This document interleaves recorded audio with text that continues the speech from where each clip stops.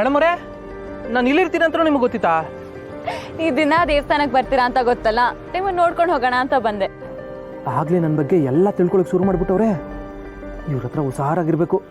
ಸರಿ ಬನ್ನಿ, ಪೂಜೆ ಮಾಡಿಸುವ.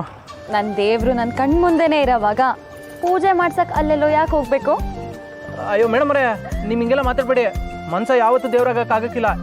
ಮನ್ಸನಾಗಿದ್ರೆ ಸಾಕು. ನೀವು ಎಷ್ಟು ಚೆನ್ನಾಗಿ ಮಾತಾಡ್ತೀರಾ ನೋಡಿ, ಅದಕ್ಕೆ ನಿಮ್ಮ ಮಾತು ಕೇಳಕ್ ನಂಗೆ ತುಂಬಾ ಇಷ್ಟ.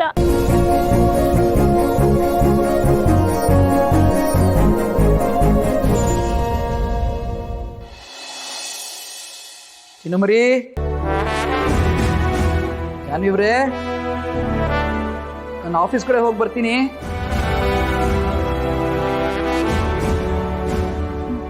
ಯಾಕೆ ಚಿನ್ನಮರಿ ಇಷ್ಟೊಂದು ಡಲ್ ಆಗಿದ್ದೀರಿ? ಏನಾಯ್ತು? ಮತ್ತೇನ್ರಿ, ನೀವು ಆಫೀಸ್ಗೆ ಹೋಗಿ ಬರೋ ತನಕ ನಾನು ಇಲ್ಲಿ ಒಬ್ಬಳೇ ಇರ್ತೀನಿ. ಎಷ್ಟು ಬೇಜಾರಾಗುತ್ತೆ ಗೊತ್ತಾ? ಸ್ವಲ್ಪ ಹೊತ್ತು ಹೊರಗಡೆ ಹೋಗಿ ಬರೋದಕ್ಕೆ ಬಿಡಿ.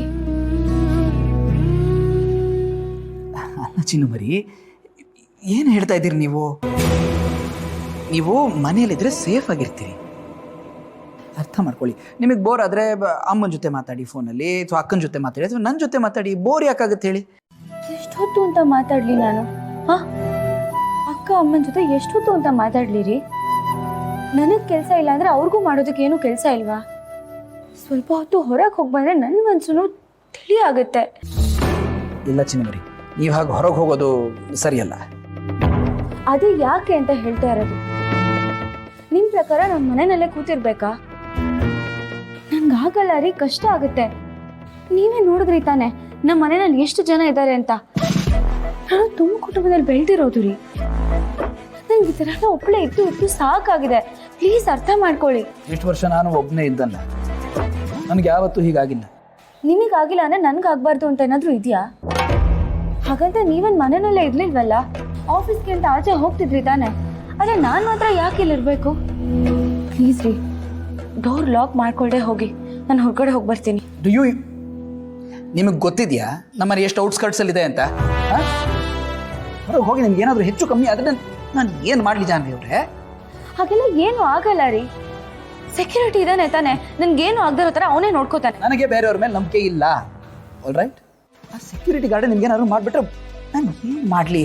ನೋಡಿ, ಒಂಟಿ ಹೆಣ್ಮಗಳು ಅಂದಾಗ ಯಾರ ಮನಸ್ಸು ಹೆಂಗೆ ಬದಲಾಗುತ್ತೆ ಹೇಳೋಕ್ಕಾಗಲ್ಲ. ನೀವು ಒಳಗಿದ್ರೆ ಸೇಫ್ ಆಗಿರ್ತೀರಿ, ಅರ್ಥ ಮಾಡ್ಕೊಳ್ಳಿ. ಪ್ಲೀಸ್ ರೀ, ಎಷ್ಟು ಅಂತ ಕೇಳ್ಕೊಬೇಕು ನಿಮ್ಮನ್ನ. ಸ್ವಲ್ಪ ಆದ್ರೂ ಹೋಗೋದಕ್ಕೆ ಬಿಡಿ. ಈ ಥರ ಹಠ ಮಾಡೋದು ನಂಗೆ ಒಂಚೂರು ಇಷ್ಟ ಆಗಲ್ಲ ಜಾನ್ವಿ ಅವರೇ. This is not right. ನೋಡಿ, ನಿಮ್ಮನ್ನ ತಾಯಿ ಹಾಗೆ ಪ್ರೀತಿಸ್ತಾ ಇದ್ದೀನಿ, ಯಾವುದೂ ಕೊರತೆ ಆಗದೆ ಇರೋ ಹಾಗೆ ನೋಡ್ಕೋತಾ ಇದ್ದೀನಿ. ನೀವು ಸ್ವಲ್ಪ ಅರ್ಥ ಮಾಡ್ಕೊಳ್ಳಿ. ಅವಳು ಯಾಸೆಮೆ ಚಿಕ್ಕೋಳತ್ತೆ. ಇನ್ನೊಬ್ರು ಮನಸ್ಸನ್ನ ನೋವು ಮಾಡೋಕೆ ಗೊತ್ತಾಗುತ್ತೆ ಅಂದಮೇಲೆ ಅವಳು ದೊಡ್ಡವಳೆ. ಜೊತೆಗೆ ದುಡ್ಡಿದೆ ಅನ್ನೋ ದುರಹಂಕಾರ ಬೇರೆ. ಅದಕ್ಕೆ ಬಾಯಿಗೆ ಬಂದ ಹಾಗೆಲ್ಲ ಮಾತಾಡ್ತಾಳೆ. ನೋಡು, ದುಡ್ಡು ಇವತ್ತಿರುತ್ತೆ, ನಾಳೆ ಹೋಗುತ್ತೆ. ಆದರೆ ಸಂಬಂಧಗಳ ಮಧ್ಯೆ ಇರಬೇಕಾಗಿರೋದು ಪ್ರೀತಿ, ವಿಶ್ವಾಸ, ನಂಬಿಕೆ. ಒಂದೇ ಮನೇಲಿರುವಾಗ ಒಂದು ಮಾತು ಬರುತ್ತೆ, ಹೋಗುತ್ತೆ. ಅದನ್ನೇ ದೊಡ್ಡದು ಮಾಡಿಬಿಟ್ರೆ ಸಂಬಂಧಗಳು ಹಾಳಾಗಲ್ವಾ ವೀಣಾ? ನೋಡು, ದೇವರು ಮನುಷ್ಯರಿಗೆ ಮರುವನ್ನ ಯಾಕೆ ಕೊಟ್ಟಿದ್ದಾರೆ ಗೊತ್ತಾ? ಇಂಥದ್ದೇನಾದ್ರೂ ಆದ್ರೆ ಅದನ್ನೆಲ್ಲ ಮರೆತು ಜೊತೆಯಾಗಿ ಬಾಳ್ಲಿ ಅಂತ. ಅದಕ್ಕೆ ಎಷ್ಟೋ ಸಂಬಂಧಗಳ ನಡುವೆ ಅನುಬಂಧ ಉಟ್ಕೊಳ್ಳೋದು. ಈಗ ನೀನೇ ದೊಡ್ಡ ಮನ್ಸು ಮಾಡಿ ಅವಳನ್ನ ಕ್ಷಮಿಸ್ಬಿಡಮ್ಮ. ಏನತ್ತೆ ಹೀಗೆ ಹೇಳ್ತಿದ್ದೀರಾ? ಆಯಿತು, ನಾನು ಅವಳನ್ನ ಕ್ಷಮಿಸ್ತೀನಿ ಅಂತಲೇ ಅನ್ಕೊಳ್ಳಿ. ಅವಳು ಮತ್ತೆ ದುರಹಂಕಾರ ತೋರಿಸೋದಿಲ್ಲ ಅಂತ ಏನು ಗ್ಯಾರಂಟಿ? ಛೇ, ಹಾಗೆಲ್ಲ ಏನೂ ಆಗಲ್ಲ ವೀಣಾ. ತಪ್ಪಾಗೋದು ಸಹಜ. ಆ ತಪ್ಪನ್ನ ಕ್ಷಮಿಸೋದು ದೊಡ್ಡ ಗುಣ. ವೀಣಾ, ನೀನು ಸಿಂಚನ ಎಷ್ಟು ಅನ್ಯೋನ್ಯವಾಗಿರ್ತಿರೋ ಈ ಮನೆ ಅಷ್ಟು ಚೆನ್ನಾಗಿರತ್ತೆ. ನನ್ಗೂ ವಯಸ್ಸಾಗ್ತಾ ಇದೆ. ಈ ಜೀವ ಇನ್ನು ಎಷ್ಟು ದಿನ ಇರುತ್ತೋ ಏನೋ. ಇರೋ ಅಷ್ಟು ದಿನ ಈ ಮನೆ ಜವಾಬ್ದಾರಿ ನನ್ನ ಹೆಗಲ ಮೇಲಿರುತ್ತೆ. ನಾನು ಕಣ್ಮುಚ್ಚಿದ್ಮೇಲೆ ಈ ಮನೆ ಜವಾಬ್ದಾರಿನ ಹಿರಿ ಸೊಸೆಯಾಗಿ ನೀನೇ ಮುಂದುವರಿಸ್ಕೊಂಡು ಹೋಗ್ಬೇಕಮ್ಮ. ನೀನ್ ಮುಂದುವರಿಸ್ಕೊಂಡು ಹೋಗ್ತೀಯ ಅನ್ನೋ ನಂಬಿಕೆ ನನಗಿದೆ. ಚಿಕ್ಕವರು ತಪ್ಪು ಮಾಡಿದಾಗ ದೊಡ್ಡೋರು ಅದನ್ನ ಕ್ಷಮಿಸೋದು ದೊಡ್ಡ ಗುಣ ಅಮ್ಮ. ಇಷ್ಟು ದಿನ ನಾನು ಪಾಲಿಸ್ಕೊಂಡು ಬಂದಿರೋದು ಅದನ್ನೇ. ನೀನು ಹಾಗೆ ಇರಬೇಕು ವೀಣಾ. ಹೋಗಮ್ಮ, ಹೋಗಿ ಅವಳ ಹತ್ರ ಮಾತಾಡು. ವೀಣಾ, ನನ್ಗೋಸ್ಕರ ಮಾಡಮ್ಮ. ಅತ್ತೆ, ಆಯ್ತು ಬಿಡಿ. ನನಗೋಸ್ಕರ ಅಲ್ಲದೆ ಇದ್ರು ನೀವು ನನ್ನ ಮೇಲೆ ಇಟ್ಟಿರೋ ನಂಬಿಕೆ ಉಳಿಸ್ಕೊಳ್ಬೇಕಾದ್ರೂ ಹೋಗಿ ಮಾತಾಡ್ತೀನಿ. ನೀವು ನೊಂದ್ಕೋಬೇಡಿ ಅತ್ತೆ. ಅದು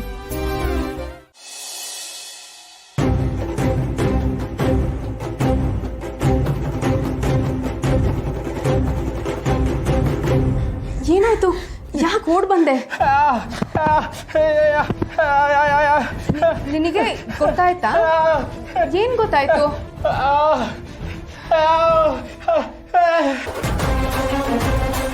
ಏನು? ನನಗೆ ತಾಳಿ ಯಾರು ಕಟ್ಟಿದ್ರು ಅಂತ ಗೊತ್ತಾಯ್ತಾ? ಅಣ್ಣ, ನಿನಗೆ ಹೇಗೆ ಗೊತ್ತಾಯ್ತು? ಏನಾದರೂ ಹೇಳೋಣ.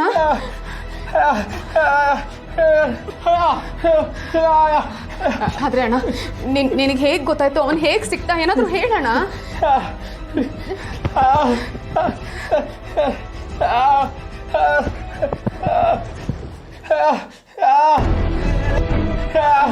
ಅಣ್ಣ ಪ್ಲೀಸ್, ನಾನು ಬರ್ತೀನಿ.